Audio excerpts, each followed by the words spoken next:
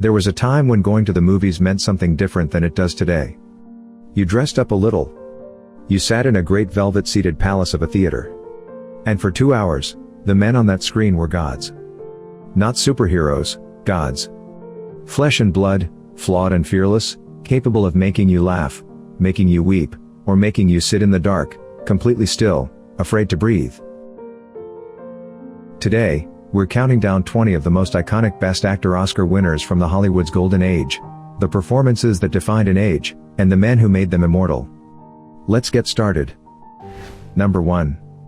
Emil Jannings in The Last Command and the Way of All Flesh, 1929. At the very first Academy Awards ceremony, Emil Jannings took home the inaugural Best Actor award. In fact, he received it early because he was sailing back to Germany. He was a towering presence on screen, with a face capable of expressing bottomless sorrow. In The Last Command, he plays a broken Russian general reduced to working as a Hollywood extra. It's a humbling, heartbreaking performance, and watching his dignity crumble, frame by frame, is something that stays with you. He set the bar from day one. Number 2. Lionel Barrymore in A Free Soul, 1931. You may know Lionel Barrymore best as the cantankerous old Mr. Potter from It's a Wonderful Life, but long before that, he won Hollywood's highest acting honor. In A Free Soul, he plays a brilliant, self-destructive defense attorney, and his courtroom monologue at the film's climax is one of the great pieces of screen acting from the early talkie era. Raw, desperate, and completely riveting. The Barrymore family was Hollywood royalty, and Lionel proved he was its undisputed king. Number 3. Fredric March in Dr. Jekyll and Mr. Hyde, 1932. Fredric March pulled off something remarkable in this 1932 thriller. He actually made you feel the physical transformation happening on screen, not just the makeup. His Hyde is a creature of pure appetite, leering, violent, gleefully cruel. But it's the transition moments, the flicker of moral collapse behind his eyes, that make your skin crawl. March won the Oscar in a tie with Wallace Beery, one of the few times the Academy split the award. A dual performance of incredible control and fearlessness. Number 4. Clark Gable in It Happened One Night, 1934. Clark Gable didn't just win the Oscar for It Happened One Night, he swept the entire ceremony along with it, making it the first film to win all 5 major awards. As a fast-talking, cynical reporter trading barbs with Claudette Colbert on a cross-country bus trip, Gable was electric, charming without trying, masculine without posturing. The famous Walls of Jericho bedroom scene made audiences laugh and blush in equal measure. They called him the King of Hollywood, and moments like this are exactly why. Number 5. Spencer Tracy in Captains Courageous, 1937. Spencer Tracy was the actor's actor, no tricks, no vanity, just absolute truth on screen. In Captains Courageous, he plays Manuel, a Portuguese fisherman who rescues a spoiled rich boy and teaches him what it means to be a man. Tracy adopted a lilting accent, learned to play the violin, and delivered a performance of such warmth and authenticity that even his toughest peers were moved. You may remember the scene where Manuel sings softly while working. It's quiet and utterly disarming. Tracy won back-to-back Oscars, this was his first. Number 6. Spencer Tracy in Boys Town, 1938. A year after Captains Courageous, Spencer Tracy did it again, becoming only the second actor in history to win consecutive Best Actor Oscars. As Father Flanagan, the real-life priest who built a home for troubled boys in Nebraska, Tracy brought a grounded, gentle authority that no amount of acting technique can fake. "There's no such thing as a bad boy," Flanagan famously said, and Tracy made you believe every word of it. He later donated his Oscar to the real Boys Town, where it remains on display to this day. Number 7.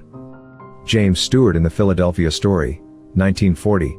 Jimmy Stewart was beloved long before The Philadelphia Story, but this performance, as a wisecracking, secretly vulnerable magazine reporter covering a high society wedding, showed audiences a new dimension of his talent. His drunken midnight scene with Katharine Hepburn is funny, sweet, and surprisingly moving. Stewart himself was uncertain about the performance, but his natural, easygoing charisma carried the day.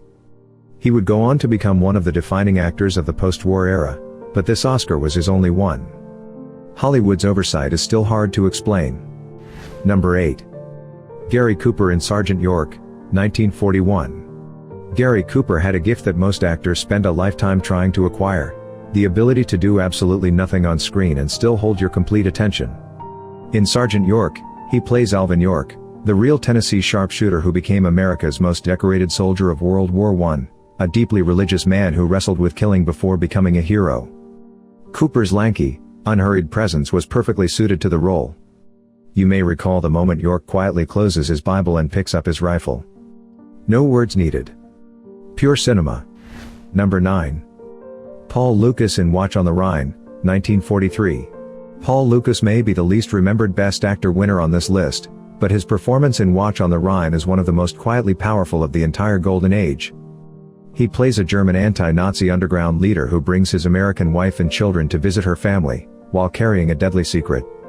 Lukas brought a controlled, weary intelligence to the role that Humphrey Bogart, who was also nominated that year, couldn't match. It's a forgotten gem, well worth seeking out on a quiet afternoon. Number 10. Ray Milland in The Lost Weekend, 1945. Ray Milland spent most of his career playing suave leading men, so when Billy Wilder cast him as a desperate, self-deceiving alcoholic in The Lost Weekend, audiences were genuinely unsettled. Milland threw himself into it, gaunt, sweating, crawling through a New York Sunday trying to find a pawn shop open to hawk his typewriter for liquor money. The delirium tremens sequence, where he imagines bats attacking a mouse in his apartment wall, is still harrowing today. Milland won the Oscar, the Palme d'Or at Cannes, and something rarer still, a reputation for raw courage. Number 11. Humphrey Bogart in The African Queen, 1951. Humphrey Bogart waited a long time for his Oscar, and when it came from the least expected direction. Charlie Allnut, a gin-soaked, gravel-voiced Canadian riverboat captain reluctantly dragooned into an adventure with a prim missionary played by Katharine Hepburn, was a far cry from Bogart's trademark cool. He was self-deprecating, clumsy, even a little pathetic. But that was the genius of it. You may remember the scene where he emerges from the water covered in leeches. Bogart's face tells you everything: disgust, pride, and something close to joy. Number 12. Gary Cooper in High Noon, 1952. Gary Cooper's second Oscar, at age 51, was a performance of pure physical storytelling. As Marshal Wilkane, a man who stands alone against a gang of killers while the town he protected abandons him, Cooper let his weathered face do the talking. The close-ups of him checking his watch as the noon train approaches are among the most tension-filled images in the history of westerns. Cooper was ill during filming and his gaunt look only deepened the performance. John Wayne, ironically, called it the most un-American movie I ever saw. History proved Wayne wrong. Number 13. William Holden in Stalag 17, 1953. William Holden had a talent for playing men who were smarter, colder, and more self-aware than anyone else in the room, and Stalag 17 gave him the perfect vehicle.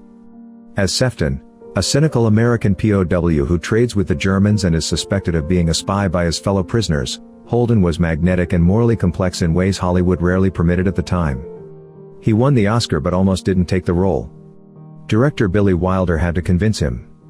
It remains one of the finest performances of that entire decade. Number 14. Marlon Brando in The Godfather, 1972. Marlon Brando had been Hollywood's greatest rebel and its most devastating disappointment, and then he put on the cotton-stuffed cheeks of Vito Corleone and gave the performance of a generation. His Don is quiet where you expect thunder, gentle where you expect menace. The opening scene, in which he grants favors on his daughter's wedding day, is perhaps the single greatest piece of screen acting ever committed to film. Few scenes in cinema history are as unforgettable as the moment he shuffles through his garden, playing with his grandson. Brando famously declined the Oscar and sent a Native American activist in his place. Number 15. Jack Lemmon in Save the Tiger, 1973.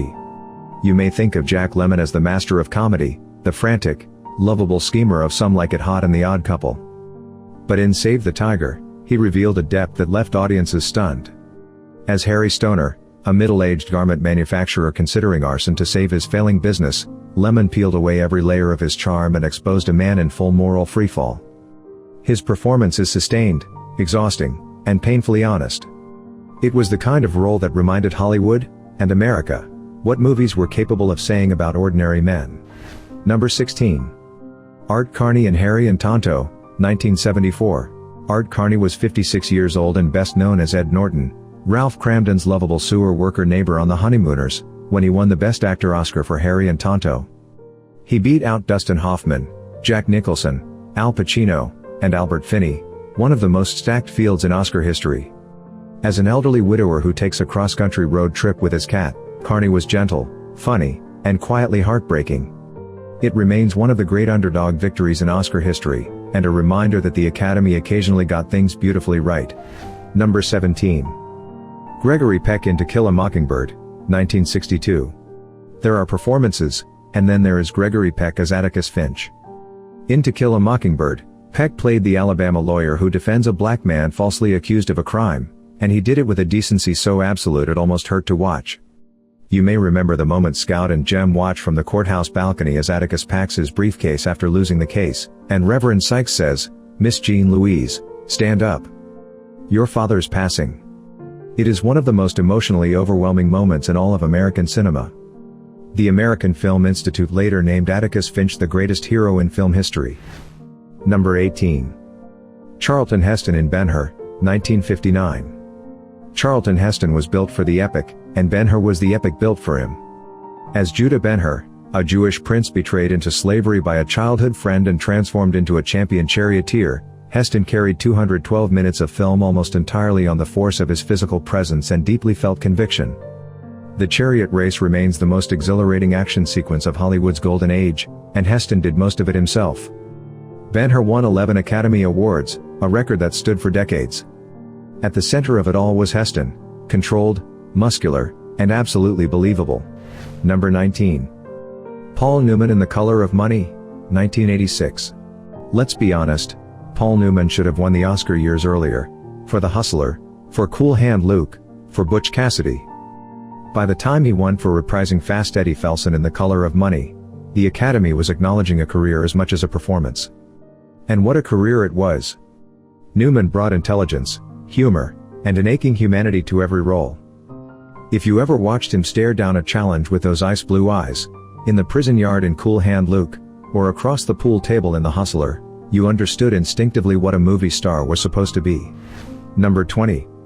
John Wayne in True Grit, 1969. John Wayne waited his entire career for a role like Rooster Cogburn, the one-eyed, whiskey-soaked, gloriously disreputable U.S. Marshal hired by a determined young girl to avenge her father's murder. Wayne played it with a wink and a roar, but also with something rarer, genuine tenderness. You may remember the final image of him vaulting his horse over a fence and disappearing into the frontier. It's the perfect ending for the perfect role. When Wayne accepted the Oscar, the standing ovation he received wasn't just for True Grit.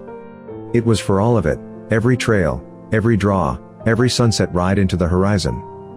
And there you have it, 20 Best Actor Oscar winners from Hollywood's golden age, 20 performances that proved what the movies are capable of at their absolute best. These weren't just actors. They were the measure of something, of courage, of craft, of what it means to stand in the light and tell the truth about being human. Which of these performances means the most to you? Was there one you saw in a theater as a young man that's never quite left you? Drop it in the comments, we read every one. And if you enjoyed this walk down memory lane, please hit that like button and subscribe to Hollywood Memory Vault. We'll see you next time.